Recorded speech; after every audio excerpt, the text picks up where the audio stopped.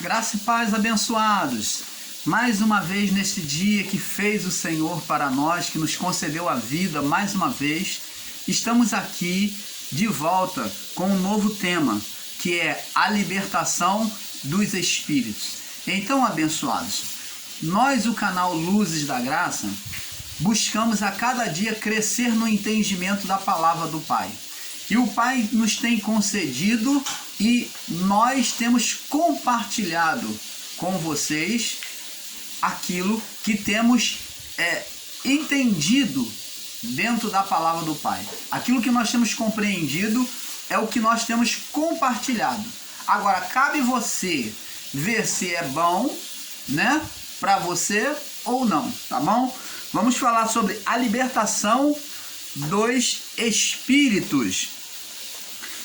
Abençoados, nós vamos aqui falar da libertação dos espíritos, onde os espíritos não subiam para Deus. Então, dando continuidade aos vídeos anteriores, aos 3 últimos vídeos anteriores, né, naquela série dos 3 últimos vídeos anteriores, nós, para trazer um entendimento mais perfeito, então estamos buscando conteúdo para que você venha solidificar o seu entendimento dentro da palavra. Então nós vamos aqui falar da libertação dos espíritos, onde os espíritos não subiam para Deus, que nós ensinamos nos vídeos anteriores. Amados, nós, o canal Luz da Graça, já provamos a vocês que os espíritos dos mortos no antigo pacto ficavam dormentes no túmulo, quer dizer, em estado intermediário. Então os espíritos ficavam dormentes, dormindo, né? As almas ficavam no estado de dormência junto com o espírito. Vamos lá no livro de Atos, capítulo 2, que nós já mostramos, vamos mostrar de novo, aonde o próprio Pedro, ele confessa que o espírito de Davi estava dormente no túmulo, ainda preso ao túmulo. Diz assim, Atos capítulo 2, verso 29, diz assim: homens e irmãos, seja-me lícito dizer-vos livremente acerca do patriarca Davi, que ele morreu a vida do corpo, e foi seu corpo sepultado, e entre nós está até hoje na sepultura. Então, amados, o que Pedro está dizendo é que o corpo de Davi foi sepultado, e ele está afirmando com o entendimento de que as almas não poderiam subir. Pedro já tinha esse entendimento sobre ressurreição. Jesus tanto falou para ele, né, no período da sua vida aqui. Então Pedro agora, na ausência física de Jesus, ele, com o entendimento do Espírito Santo, lembrando das palavras de Jesus, ele diz que a alma de Davi e o espírito ainda estava preso ao corpo, na sepultura. Então, vemos que o próprio Davi não tinha ainda a sua alma ou o seu espírito sido levado para Deus. Então, preste atenção, abençoado. Como sabemos, Elias, Eliseu, Jesus e os discípulos operaram a ressurreição, pois os espíritos se encontravam junto ao corpo. Vamos observar, Elias, quando vai trazer vida, vai ressuscitar, ele vem ressuscitar por meio da ordenação de fé, o filho da viúva de Sarepta. Elias disse, ele não morreu, a alma está junto a ele. Então Elias vai lá e faz com que haja uma ressurreição sobre a vida do filho da viúva de Sarepta. E Eliseu também, da mesma forma, faz com que o filho de uma outra mulher venha ressuscitar. Eliseu também fez ressurreição. Você pode ler nos fatos históricos. Jesus também ressuscitou o filho de Jairo, a filha de Jairo, o filho da viúva de Naim. Jesus ressuscitou o filho de Jairo, o filho da viúva de Naim, ressuscitou a Lázaro. E nós vamos ver também após Lázaro, após a cruz, que na sua morte, na sua entrega, quando houve uma entrega e ele expirou, logo após isso houve escuridão sobre a terra e o chão, né? As rochas se fenderam, se fenderam, o chão se fendeu, as rochas se fenderam, se abriram. E diz que naquele momento, a partir daquele momento, aqueles que estavam na sepultura, daquele momento, daqueles dias que foram sepultados, os espíritos dos santos ressuscitaram. Os espíritos dos santos que estavam sepultados, eles saíram do seu túmulo e estiveram testemunhando a ressurreição para muitos lá em Jerusalém, na cidade de Jerusalém. Então, aqueles que outrora tinham sido enterrados, sepultados, estavam entrando em putrificação, eles tiveram o seu corpo agora restaurado e ressuscitado. Então, eles foram ressuscitados por quê, irmão Paulo? Porque eles foram ressuscitados e os espíritos ficavam em prisão. Porque somente a partir da cruz de Cristo, quando Cristo cumprisse a cruz, é que os espíritos iriam subir direto. Os espíritos agora seriam ressuscitados. Eles foram ressuscitados do túmulo e a partir da cruz de Cristo, os espíritos iriam subir direto para Deus, quando Cristo cumpre a cruz. Como sabemos, Elias, Eliseu, Jesus e os discípulos operaram a ressurreição, pois os espíritos se encontravam junto ao corpo. Só em Jesus cumprir a cruz que esses espíritos poderiam sair do estado de morte espiritual, de dormência, né? Vamos lá no livro de Gênesis, que diz que haveria morte espiritual. Então essa morte espiritual foi bem visível antes da cruz. Gênesis capítulo 3, verso 15. Não, Gênesis 3. Gênesis 2, verso 15, me perdoe.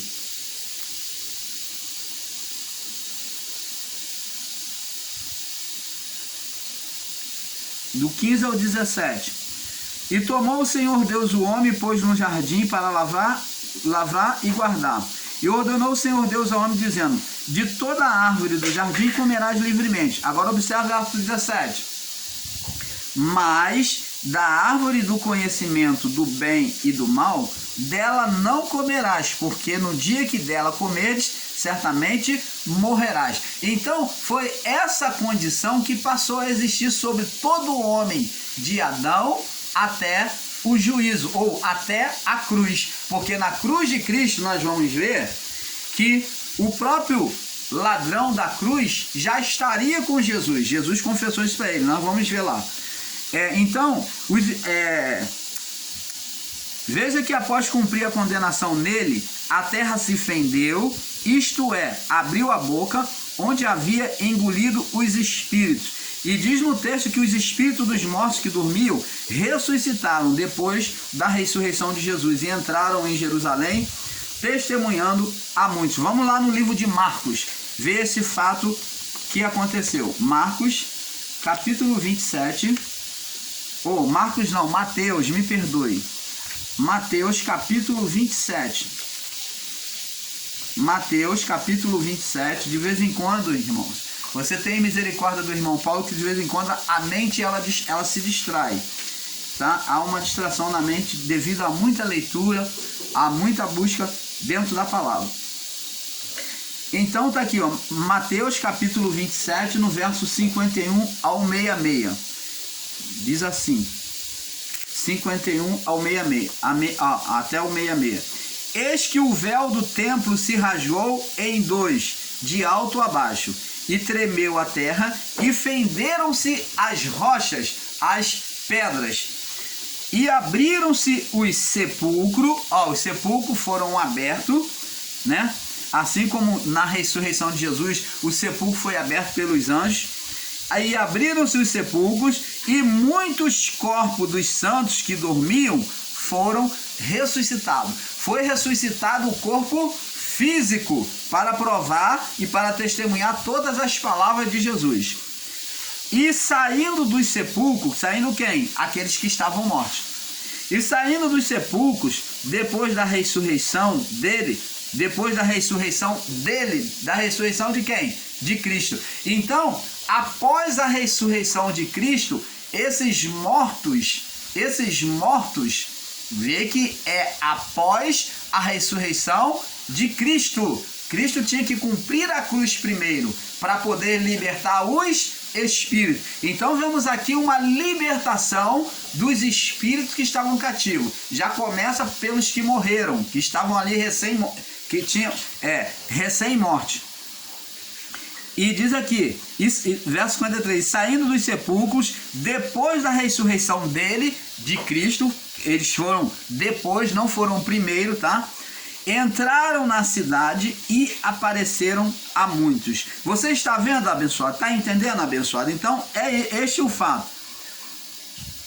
Abençoados, veja que Jesus na cruz tinha deixado claro que isto iria acontecer. Vamos lá no livro de Lucas, capítulo 23. Lucas 23. Agora vamos testemunhar outro fato que Jesus já havia anunciado sobre a libertação do espírito daquele que estava morto ao seu lado. Diz aqui, Lucas 23, no verso 42. 23, 42. Diz assim: e disse a Jesus, Senhor, isso o ladrão da cruz, né, um deles, Senhor, lembra-te de mim quando vieres o teu reino. E disse Jesus, em verdade te digo que hoje estarás comigo no paraíso. Aí, amados, existem muitos debates, tanto no sistema religioso, como em graça, e existe muito choque de entendimento acerca dessa passagem, porque eles falam assim, como que o ladrão da cruz poderia ter sido levado para os céus se Jesus ainda não havia sido glorificado? Então, abençoados, nós vemos aqui que o ladrão da cruz recebeu de Jesus dizendo que em verdade te digo que hoje estarás comigo no paraíso. Então, em verdade te digo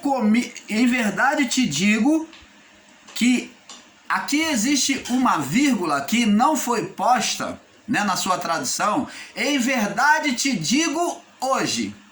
Ó, em verdade te digo hoje, vírgula, estarás comigo no paraíso. Jesus ali não estava dizendo, a interpretação é feita errada em algumas bíblias, em algumas traduções, dizendo que ele estaria hoje, mas Jesus, ele ainda estava na cruz e ele iria ressuscitar ao terceiro dia, como lemos lá no livro de Mateus 27, do 51 até o 66, aonde diz que os espíritos, quando a terra se fendeu nas rochas, né, houve negridão na terra, né, na morte de Jesus, e a terra se fendeu em duas partes, né, o véu foi rasgado e as rochas se fenderam.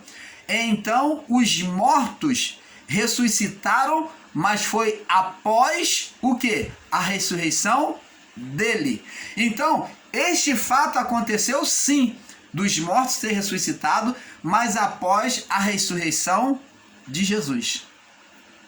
A libertação dos espíritos que estavam em prisão, cativo a alma, condenado por meio da vida do corpo, a qual o espírito se sujeitou, então só se daria essa libertação após a morte e ressurreição.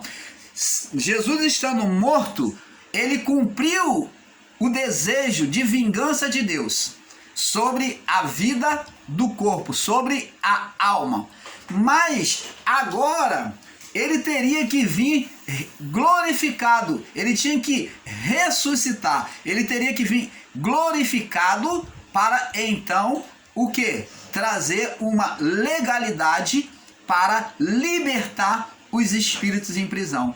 Então, tendo cumprido a cruz nele, ele morreu, na sua ressurreição, na sua vitória, ele também trouxe vitória a todos os homens que nele creram, a todos os espíritos que estavam em prisão, estavam cativos à alma. Então, nós vemos aqui que ele pôde dizer para o ladrão: em verdade te digo hoje, vírgula, aqui não tem uma vírgula, mas essa vírgula, ela existe. Por quê? Porque Jesus só ressuscitaria no terceiro dia. Então Jesus aqui está dizendo: em verdade te digo hoje, eu estou te falando, hoje eu te digo, hoje eu te digo que você, eu estou te falando, pode crer no que eu estou te dizendo, é isso que ele estava dizendo, pode crer no que eu estou te dizendo, porque você vai estar comigo no paraíso, vai estar, vê que está apontado para o futuro, estarás no futuro.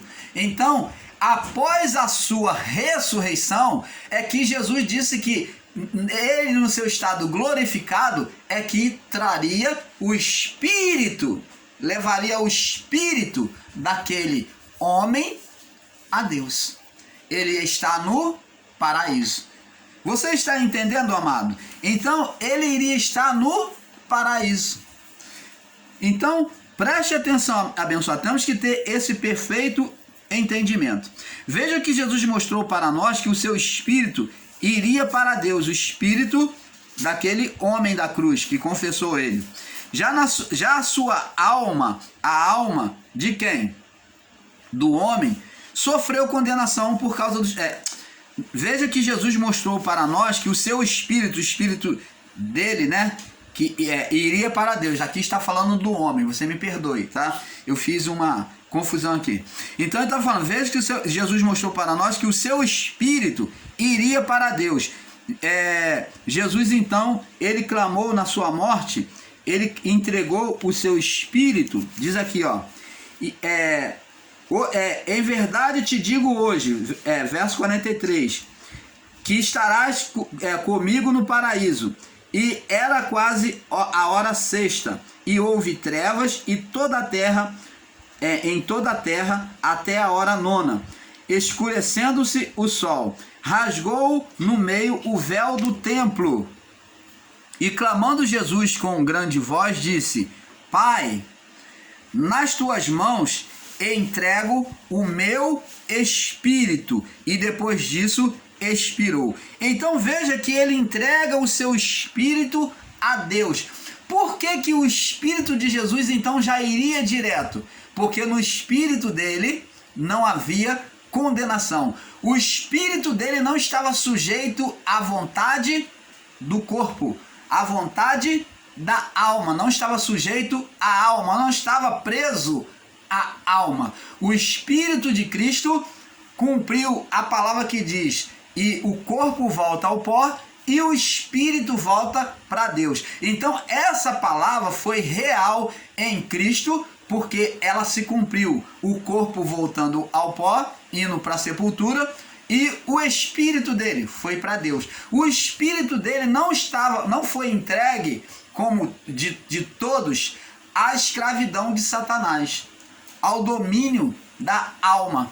O espírito dele foi o único que foi direto para Deus. Por isso que ele disse: Pai, na tua mão entrego o meu espírito. Adão entregou o espírito dele a quem?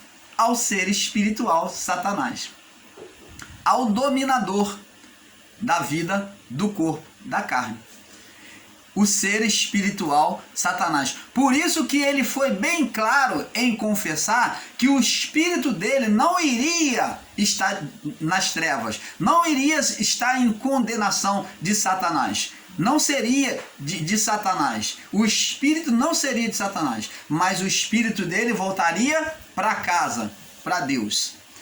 Você está entendendo, amado? Veja que diz aqui, Jesus diz no texto que que seu espírito iria para Deus. Já a sua alma, agora vamos falar sobre a alma de Jesus. A alma de Jesus, opa, entendimento do Pai. Aí, o entendimento radical de muitos, o literalismo da palavra, vai dizer que Jesus, a alma de Jesus não tinha pecado. Opa, se alguns, como ensina, disser que na alma de Jesus não tinha pecado dele, praticado por ele. Mas a alma de Jesus recebeu o pecado na cruz. Na transferência de pecado, nós vemos claramente, lá no livro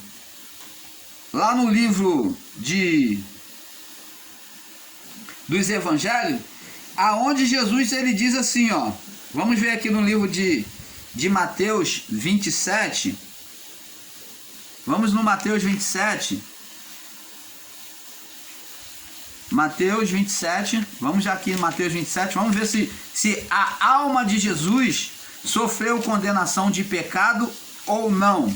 Vamos ver se ela sofreria ou não.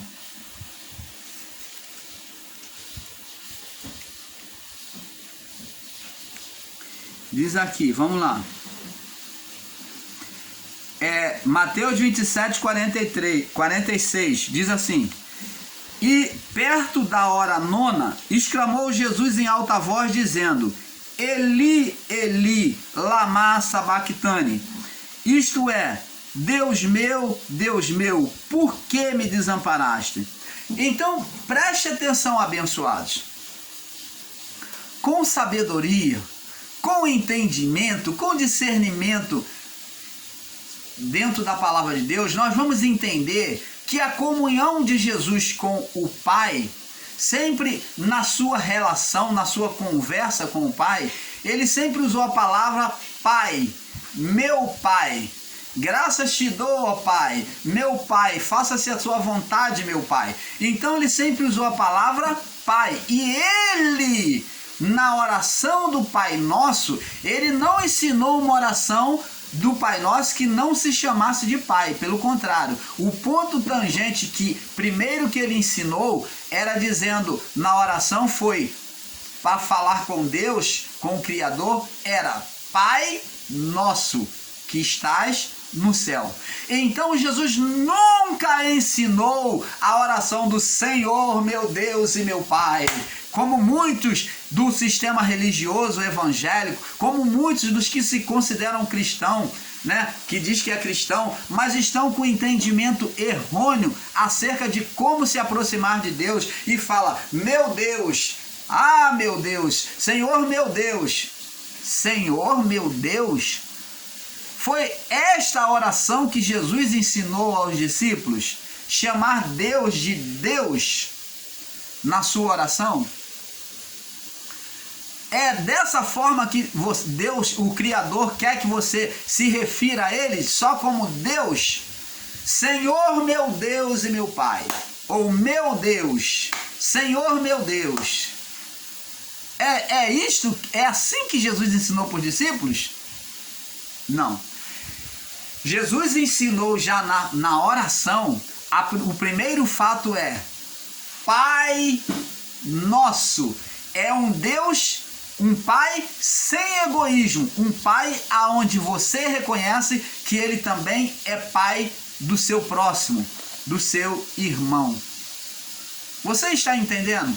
É um Pai de todos, Pai Nosso, Pai de todos nós. É um Deus sem egoísmo, como muitos aí estão aí dentro da chamada igreja evangélica que fala: vem aqui nessa reunião, vem aqui nessa igreja, porque o meu Deus, primeiro, ele não tem comunhão com o Criador, porque ele chama o Criador de Deus e não de Pai. Ele fala: o meu Deus, como se um Deus com egoísmo que é ensinado nas igrejas evangélicas, um Deus de egoísmo, um Deus que se considera superior aos outros, um Deus que só o dele é que é poderoso, que é especial, que só o dele é que cura.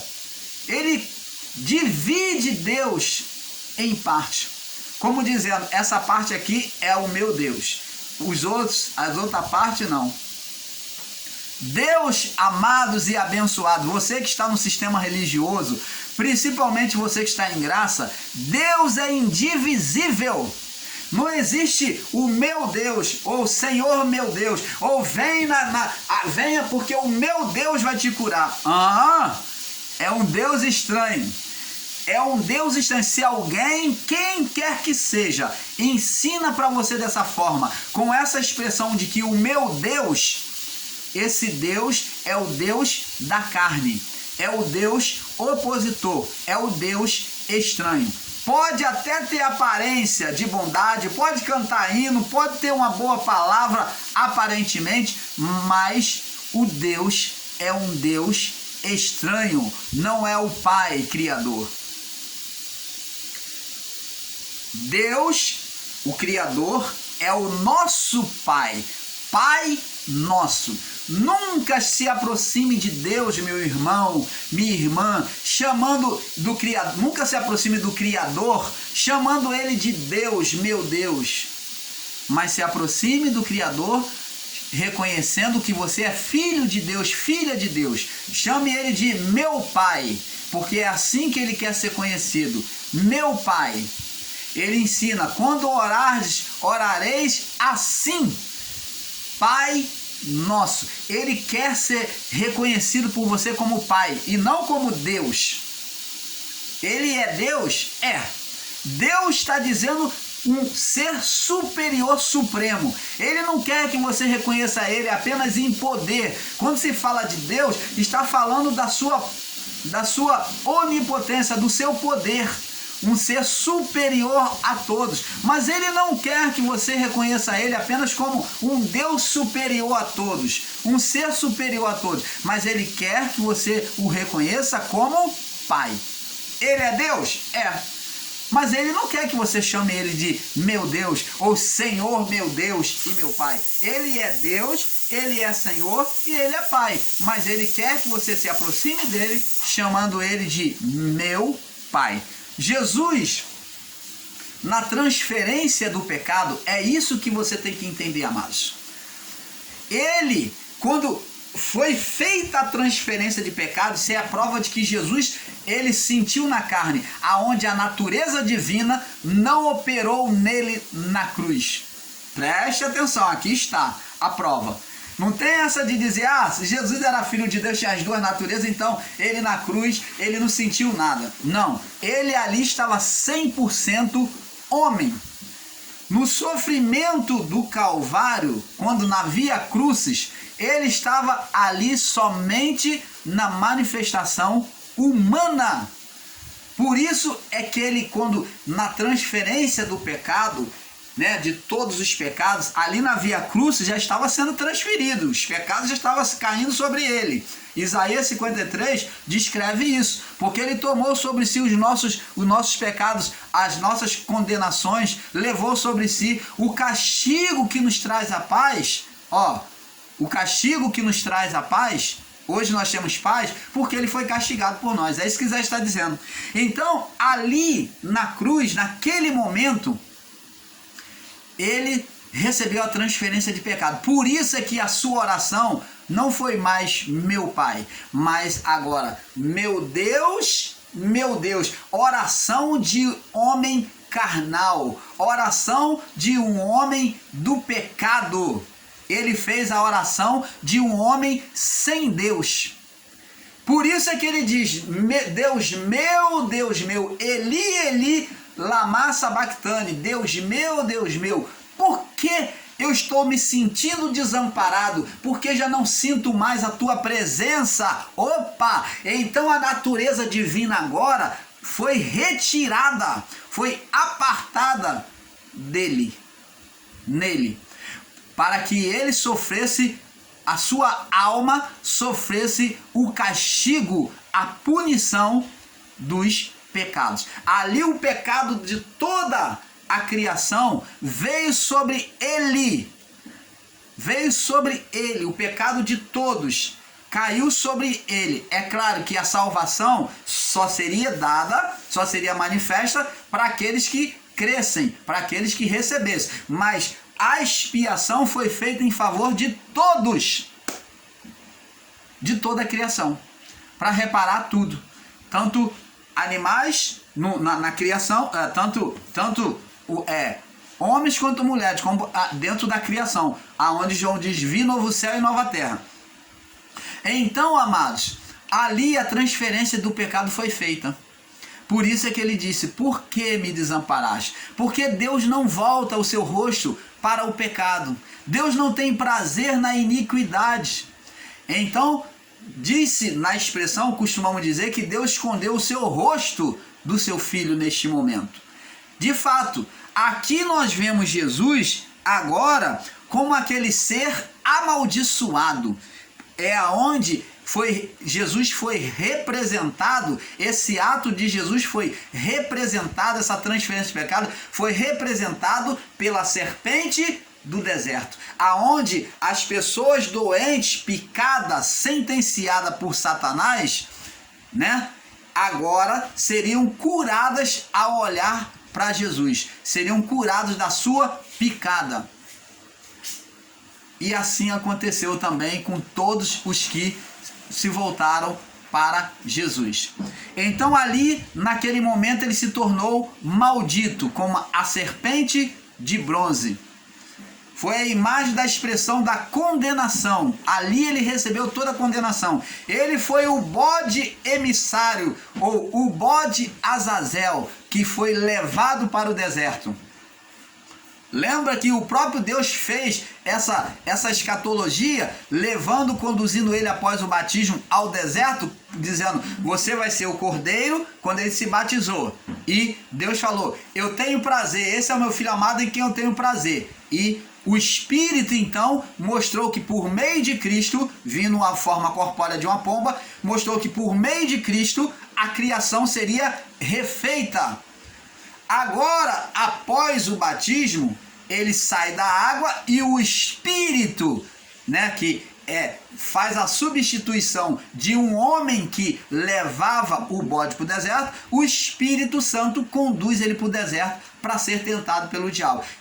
Coloca ele como agora fazendo a representação do bode emissário, do bode Azazel, na festa de Yom Kippur, que é transferência de pecados. Então ali que era expiação, né, justificação, e apartando a condenação do povo na festa de Yom Kippur, uma festa judaica, né? Então ali o bode emissário, né, diz que se faz isso até hoje em Jerusalém, os judeus. O bode emissário, ele é apartado para longe para morrer no deserto. Cristo também foi levado para o deserto para ser condenado por o quê? Por Deus.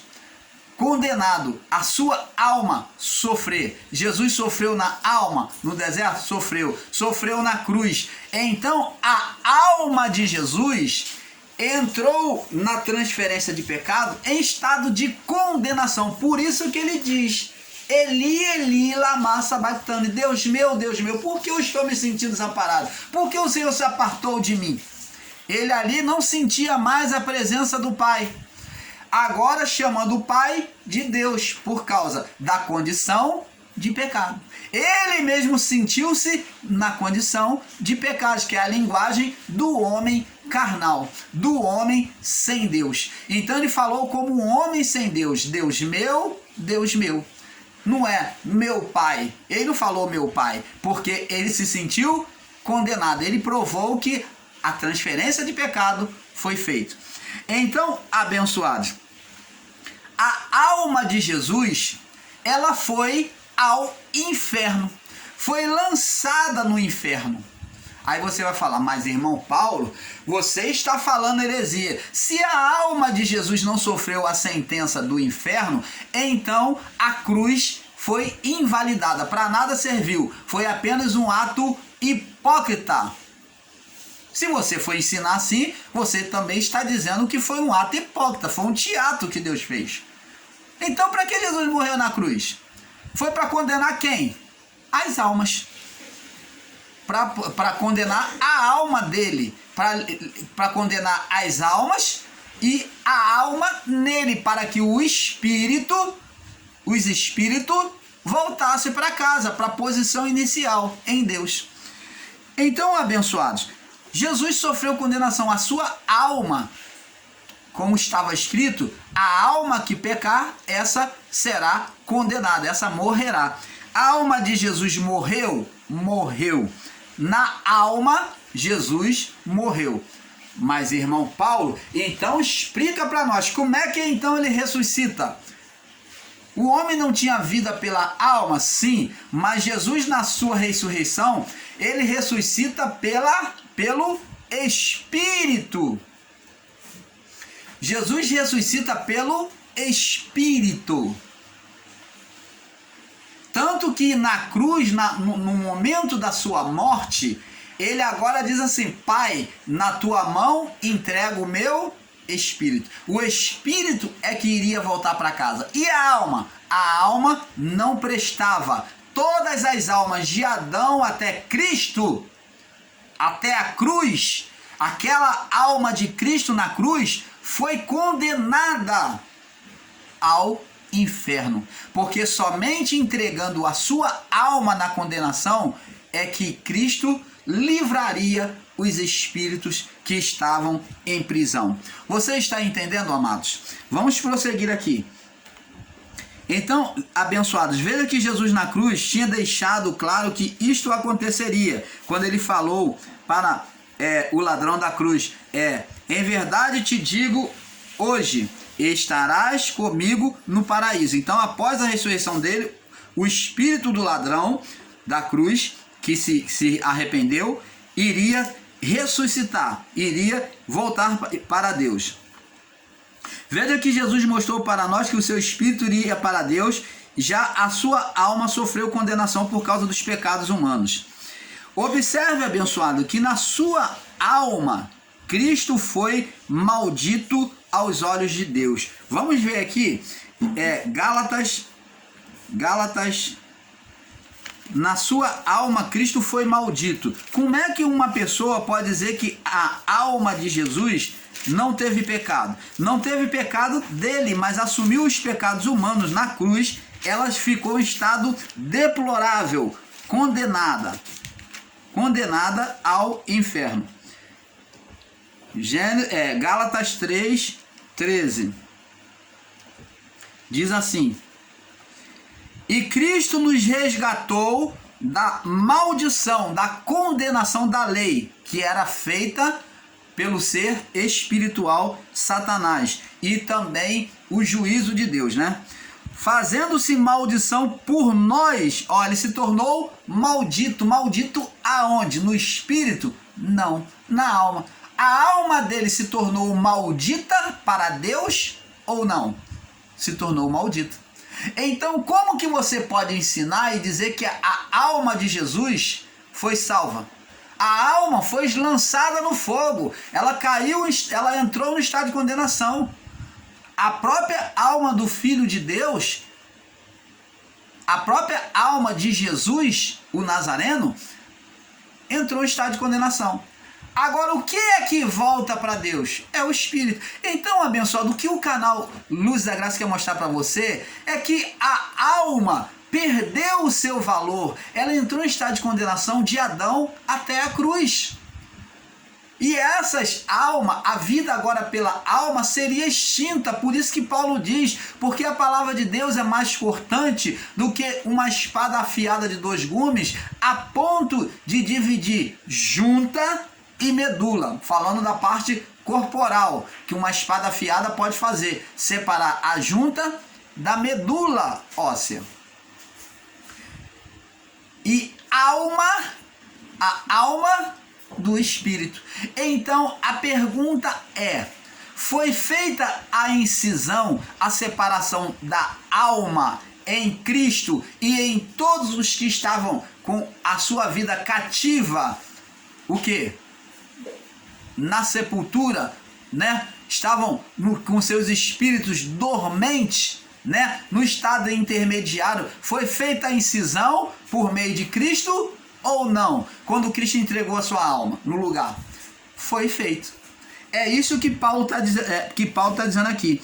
Cristo nos resgatou da maldição da lei, fazendo-se maldição por nós, porque está escrito. Agora, ó, maldito todo aquele que for pendurado no madeiro. Não significa, amados, que se alguém pegar um cristão, como o próprio Pedro, foi crucificado, como os discípulos, muitos foram crucificados. Eles foram malditos para Deus por causa disso? Não, não se pode pegar um literalismo de palavra e dizer que se alguém fosse crucificado seria maldito. Mas essa palavra que diz maldito todo aquele que for crucificado, pendurado no madeiro, está dizendo aquele que repudia, que rejeita o sacrifício da cruz.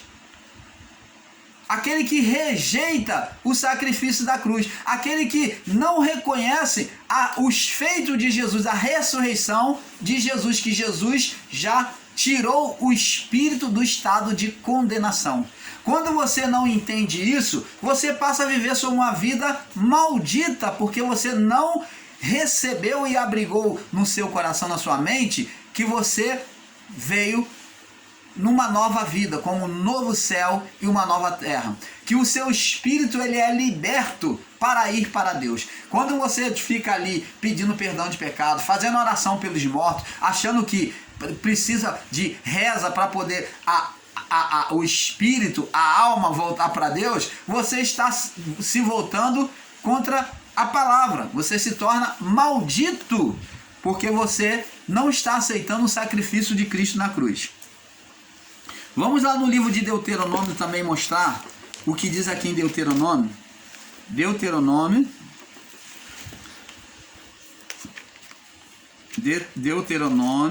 no capítulo 21, verso 22 e 23. Capítulo 21,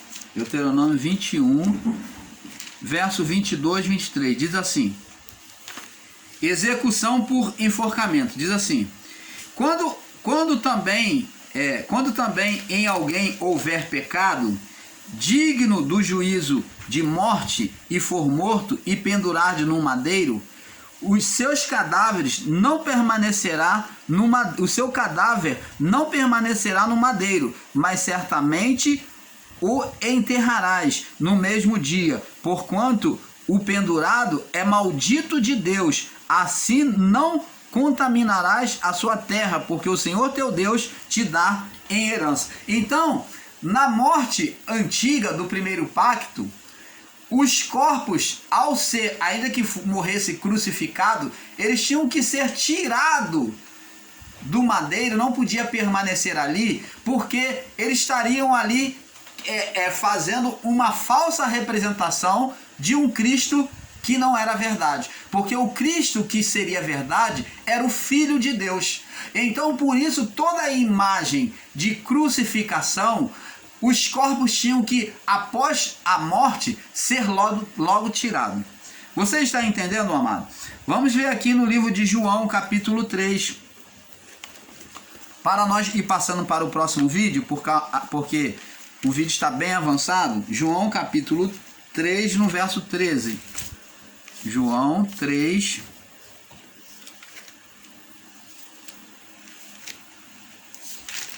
João capítulo 3, no verso 13. Diz assim: ora, olha só o que diz aqui. João diz, ele pega a palavra de Jesus e diz assim: ora, ninguém subiu ao céu